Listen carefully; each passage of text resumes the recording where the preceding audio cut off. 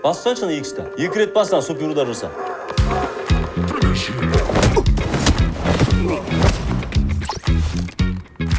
Benim papamın adı Sercan. Бірақ оны бәрі Сержан братан дейді. Че опаздываешь? А ты хули рано приезжаешь?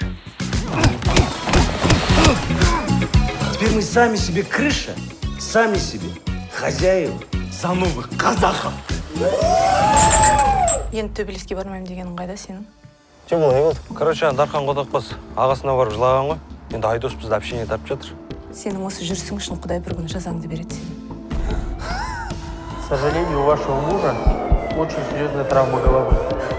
Сержан братан аман-есен комадан шығып, ортамыз оралсын. Сенің осы жүрісің үшін Құдай бір күні жазаңды береді сенің.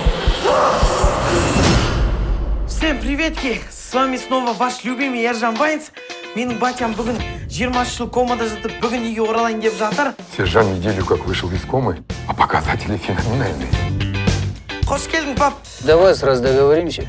Не называй меня папа. Это меня чуть напрягает, хорошо? Мы едем искать моих кентов. Сержан, братан, жалғыз қалдым. Була, соберись, поехали двигаться. Жоғи, братан, заман басқа, ешкім двигаться етпейді. Ну, значит, мы начнем. Ты, блядь, чмо, следи за своей бабой. Он, его этот друг Була, как были бандитами и уголовниками, так и останутся. Вы будете нам отстегивать 10% выручки, если хотите тихо и спокойно работать. В жизни или в интернете, блядь, не имеет значения. Оскорблять кого-то за глаза – это не по-пацански, нахуй. За действия, за слова нужно отвечать. Ты меня понял? Понял. Если популярный болып кетсем, рекламамен ақша табам, гифтке қатсам, донер и бургер ашам ғой. Бля, ни хрена не понял. Главный гомосек емессің ба? Жоғи. Құдай сақтасын.